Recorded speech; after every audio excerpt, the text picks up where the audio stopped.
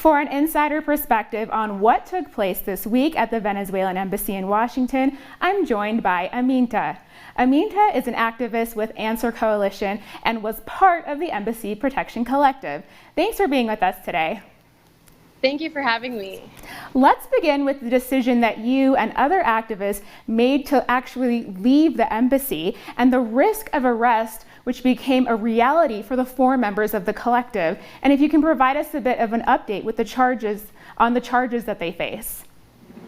Yeah, certainly. So I think that what we saw develop a lot while the Embassy Protection Collective was still inside is that, the police and the Secret Service, MPD, they definitely have been working alongside with the opposition. They've been working alongside with the State Department in order to ensure that democracy, that Venezuelan sovereignty is ultimately dismissed. And, ever since the 4 embassy protectors were they were in jail for approximately 2 days.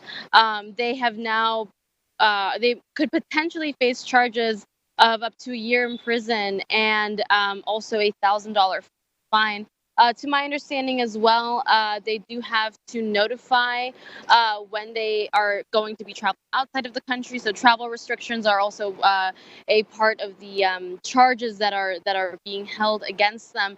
However, I think it's really important to note that as the United States raided the Venezuelan embassy, that too is a huge violation of international law. And so we have to see how this court case progresses in the time that comes in order to see, what are the implications that occur not only for the embassy protectors, but for the state of international law as a whole.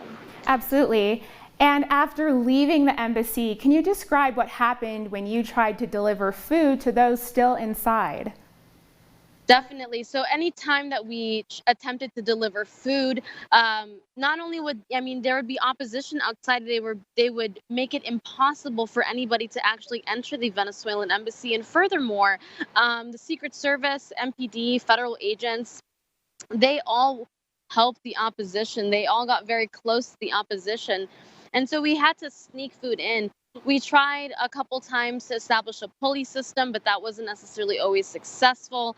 I know on just my own personal experience, I remember trying to jump down to the lower part of the building.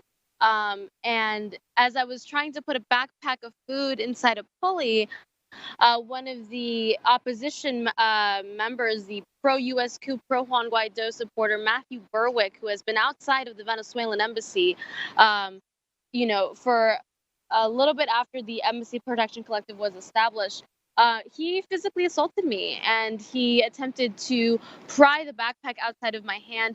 I mean, these people are so rude and disrespectful, and more importantly, they're violent.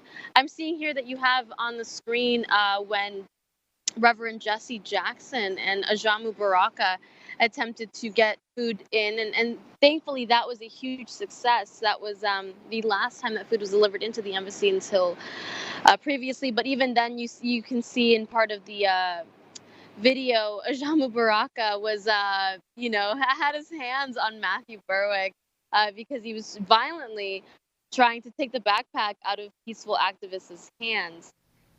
So there's definitely been a lot of conflict surrounding that.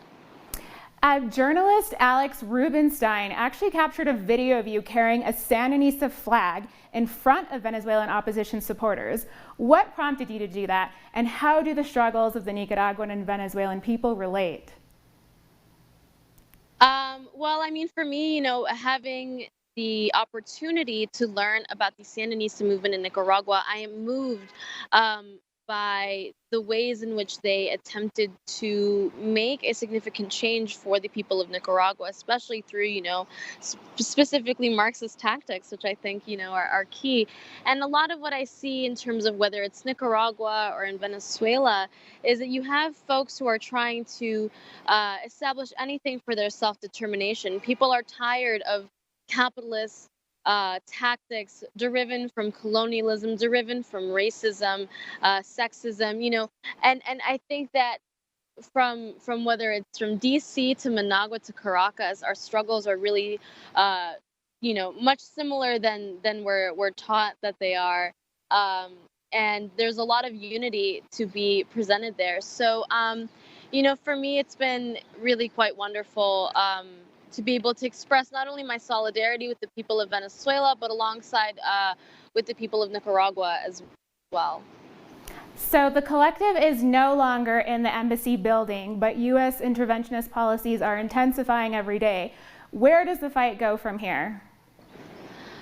I mean, like I said prior, I think that this court case will shed a lot of light on how the United States government really truly attempts to have huge disregard for any sort of international law. But I think that with the resilience that the Embassy Protection Collective has established, our battle, our struggle does not end here. We will continue to be outside of the embassy.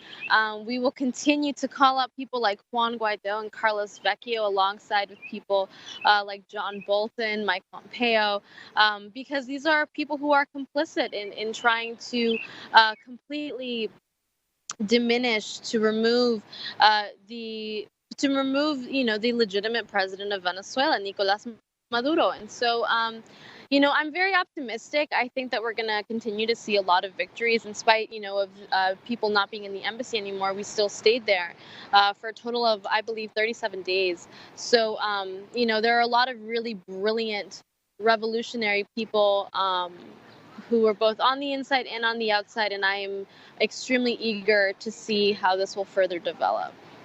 Thanks so much for bringing us the latest, Aminta. We've been speaking to Aminta, who is an activist with Answer Coalition, and she was also a part of the Embassy Protection Collective.